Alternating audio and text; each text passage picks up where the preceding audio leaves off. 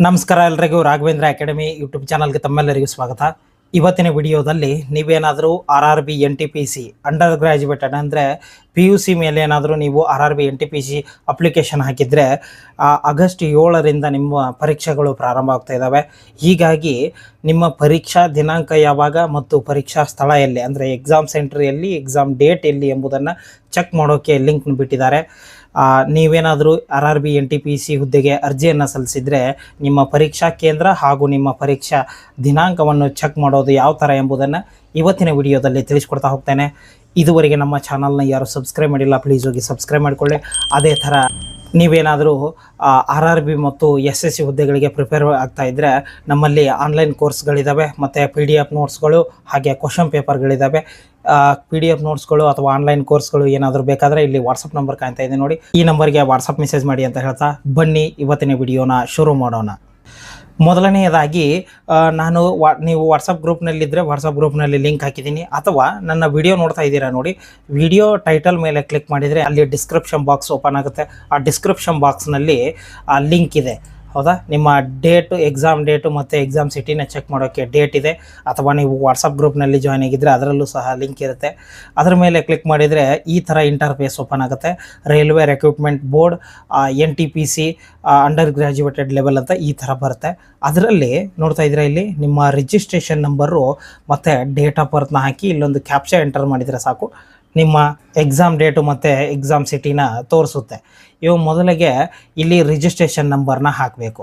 Registration number ಅಂದರೆ ನೀವು application form ಇರುತ್ತೆ ನೋಡಿ, RRB NTPC under graduate application ಹಾಕಿರ್ತಾರೆ ನೋಡಿ, ಅದರಲ್ಲಿ ಇರುತ್ತೆ ರಿಜಿಸ್ಟ್ರೇಷನ್ ನಂಬರು. ಒಂದು ವೇಳೆ ಈ ರಿಜಿಸ್ಟ್ರೇಷನ್ ನಂಬರು ನಿಮ್ಮ ಹತ್ರ ಇಲ್ಲ ಅಥವಾ ಕಳೆದು ಹೋಗಿದ್ದರೆ ನನಗೆ ಜಸ್ಟ್ ಕಮೆಂಟ್ ಮಾಡಿ, ನಾನು ಅದರ ಮೇಲೆ ಯಾವ ಥರ ನಿಮ್ಮ ರಿಜಿಸ್ಟ್ರೇಷನ್ ನಂಬರ್ನ ರಿಕವರ್ ಮಾಡ್ಕೊಳ್ಳೋದು ಎಂಬುದನ್ನು ವಿಡಿಯೋ ಮಾಡಿ ಹಾಕ್ತಾ ಹೋಗ್ತೇನೆ. ಫಸ್ಟ್ಗೆ ಇಲ್ಲಿ ರಿಜಿಸ್ಟ್ರೇಷನ್ ನಂಬರ್ ಅಲ್ವಾ, ಇಲ್ಲಿ ರಿಜಿಸ್ಟ್ರೇಷನ್ ನಂಬರ್ನ ಹಾಕಿ, ನಂತರ ಇಲ್ಲಿ ಡೇಟ್ ಆಫ್ ಬರ್ತ್ ಇದೆ ನೋಡಿ, ಆ ಡೇಟ್ ಆಫ್ ಬರ್ತ್ನ ಎಂಟರ್ ಮಾಡಿ. ಈ ಥರ ರಿಜಿಸ್ಟ್ರೇಷನ್ ನಂಬರು ಮತ್ತು ಡೇಟ್ ಆಫ್ ಬರ್ತ್ನ ಹಾಕಿದ ಮೇಲೆ ಇಲ್ಲೊಂದು ಕ್ಯಾಪ್ಚಾ ನಂಬರ್ ಇರುತ್ತೆ ನೋಡಿ, ಆ ಕ್ಯಾಪ್ಚಾ ನಂಬರ್ನ ಎಂಟರ್ ಮಾಡಬೇಕು. ಇಲ್ಲಿ ಲಾಗಿನ್ ಅಂತ ಒಂದು ಆಪ್ಷನ್ ಇದೆ ನೋಡಿ, ಅದ್ರ ಮೇಲೆ ಕ್ಲಿಕ್ ಮಾಡಬೇಕು. ಕ್ಲಿಕ್ ಮಾಡಿದರೆ ನೋಡ್ತಾ ಇದ್ದೀರಾ ಈ ಥರ ಒಂದು ಲೈನ್ ಬರುತ್ತೆ, ಏನು ರೆಡ್ ಕಲರ್ನಲ್ಲಿ, dear candidate city slip is not at live for your application ಅಂತ ಈ ಥರ ಬರುತ್ತೆ. ಅಥವಾ ನಿಮ್ಮದು ಒಬ್ಬೊಬ್ರದ್ದು ಆಲ್ರೆಡಿ ಸಿಟಿ ಮತ್ತು ಎಕ್ಸಾಮ್ ಡೇಟ್ನ ತೋರಿಸ್ಬಿಡುತ್ತೆ. ಹಲವಾರು ಜನರದ್ದು 100ಕ್ಕೆ 95ರಷ್ಟು ಜನರದ್ದು ಇದೇ ಥರ ಬರುತ್ತೆ, ಏನು dear candidate city slip is not at live your application ಅಂತ ಈ ಥರನೇ ಬರುತ್ತೆ. ಈ ಥರ ಯಾಕೆ ಬರುತ್ತೆ ಅಂದರೆ ನಿಮ್ಮ ಪರೀಕ್ಷೆ ಇವತ್ತಿನಿಂದ 10 ದಿನಗಳ ಒಳಗೆ ಇದ್ದರೆ ಮಾತ್ರ ಇದರಲ್ಲಿ ನಿಮ್ಮದು ಸಿಟಿ ಮತ್ತು ಎಕ್ಸಾಮ್ ಡೇಟ್ನ ತೋರಿಸುತ್ತೆ. ಅಂದರೆ ಎಕ್ಸಾಂಪಲ್ಲು ಈಗ ಇವತ್ತೆಷ್ಟು 31ನೇ ತಾರೀಕು, ಹೌದಾ? ಇವತ್ತಿನಿಂದ 10 ದಿನ ಎಲ್ಲಿಗಾಗುತ್ತೆ, 9ನೇ ತಾರೀಕಿನವರೆಗೆ ಯಾರ್ದು ಪರೀಕ್ಷೆ ಇರುತ್ತೆ ನೋಡಿ, ಅವ್ರದ್ದು ಎಲ್ಲರದ್ದು ಈ ಥರ ರಿಜಿಸ್ಟ್ರೇಷನ್ ನಂಬರು ಮತ್ತು ಏನು ಡೇಟ್ ಆಫ್ ಬರ್ತ್ನ ಹಾಕಿದರೆ ಅವ್ರದ್ದು ಸಿಟಿ ಮತ್ತು ಎಕ್ಸಾಮ್ ಡೇಟ್ನ ತೋರಿಸುತ್ತೆ. 10ನೇ ತಾರೀಕಿಗಿತ್ತು ಅಂದರೆ ನಿಮ್ಮದು ಎಕ್ಸಾಮ್ ಸೆಂಟರ್ನ ತೋರಿಸಲ್ಲ, ಈ ಥರ ಬರುತ್ತೆ. ಹಾಗಾದರೆ ನಮ್ಮದು 10ನೇ ತಾರೀಕಿಗೆ ಎಕ್ಸಾಮ್ ಇದೆ ಅನ್ನೋದು ಯಾವ ಥರ ಗೊತ್ತಾಗುತ್ತೆ? ನಾಳೆ ಚೆಕ್ ಮಾಡಬೇಕು. ನಾಳೆ ಚೆಕ್ ಮಾಡಿದರೆ ನಾಳೆಯಿಂದ 10 ದಿನಗಳ ಒಳಗಡೆ ಯಾರ್ಯಾರ್ದು ಎಕ್ಸಾಮ್ ಇರುತ್ತೆ ನೋಡಿ, ಅವ್ರದ್ದು ಸಿಟಿ ಮತ್ತು ಎಕ್ಸಾಮ್ ಡೇಟ್ನ ತೋರಿಸುತ್ತೆ. ಒಟ್ಟು 19 ದಿನಗಳ ಕಾಲ ನಿಮ್ಮದು ಪರೀಕ್ಷೆ ನಡೆಯುತ್ತೆ. ಹೀಗಾಗಿ ನಿಮ್ಮ ಎಲ್ಲರದು ಬರುತ್ತೆ.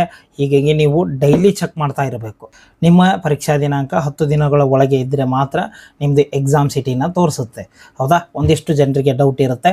ಮತ್ತು ನಮ್ಮದು ಹಾಲ್ ಟಿಕೆಟ್ ಯಾವಾಗ ಬರುತ್ತೆ ಅಂತ. ಇವಾಗ 10 ದಿನ ಇದ್ದಾಗ ನಿಮ್ಮದು ಯಾವ ಊರಿಗೆ ಹಾಕಿದ್ದಾರೆ ಮತ್ತು ಯಾವತ್ತು ಅಂತ ಗೊತ್ತಾಗುತ್ತೆ. ಆದರೆ ಹಾಲ್ ಟಿಕೆಟ್ ಯಾವಾಗ ಡೌನ್ಲೋಡ್ ಮಾಡ್ಕೊಳ್ಳೋಕ್ಕೆ ಆಗುತ್ತೆ ಅಂದರೆ ನಿಮ್ಮ ಪರೀಕ್ಷೆ 4 ದಿನ ಇರಬೇಕು. ಈಗ ಆಗಸ್ಟ್ 7ರಿಂದ ಸ್ಟಾರ್ಟ್, ಹೌದಾ? ಆಗಸ್ಟ್ 7ರಿಂದ ಅಂದರೆ ಎಷ್ಟು ದಿನ? ಈಗ 3ನೇ ತಾರೀಕಿಗೆ ಅವ್ರದ್ದು ಹಾಲ್ ಟಿಕೆಟ್ ಡೌನ್ಲೋಡ್ ಮಾಡ್ಕೊಳ್ಳೋಕೆ ಬರುತ್ತೆ, ಹೌದಾ? ಈಗ 3ನೇ ತಾರೀಕಿಗೆ 7ನೇ ತಾರೀಕಿಗೆ ಯಾರ್ದು ಎಕ್ಸಾಮ್ ಇರುತ್ತೆ ನೋಡಿ, ಅವ್ರ ಹಾಲ್ ಟಿಕೆಟ್ನ ಡೌನ್ಲೋಡ್ ಮಾಡ್ಕೋಬೋದು. ಹಾಗೆ 8ನೇ ತಾರೀಕಿಗೆ ಯಾರ್ದು ಇರುತ್ತೆ ನೋಡಿ, ಅವರು 4ನೇ ತಾರೀಕಿಗೆ ಹಾಲ್ ಟಿಕೆಟ್ ಡೌನ್ಲೋಡ್ ಮಾಡ್ಕೋಬೋದು. ಆ ಹಾಲ್ ಟಿಕೆಟ್ ಯಾವ ಥರ ಡೌನ್ಲೋಡ್ ಮಾಡೋದು ಎಂಬುದನ್ನು ಸಹ ನಾನು ವಿಡಿಯೋ ಮಾಡಿ ನಿಮಗೆ ಹಾಕ್ತಾ ಹೋಗ್ತೇನೆ. ಈ ವಿಡಿಯೋದ ಬಗ್ಗೆ ನಿಮಗೆ ಏನೇ ಡೌಟ್ಸ್ ಇದ್ದರೂ ಸಹ ನನಗೆ ಕಮೆಂಟ್ ಮಾಡಿ, ನಾನು ನಿಮಗೆ ತಿಳಿಸ್ಕೊಡ್ತೇನೆ. ಧನ್ಯವಾದಗಳು.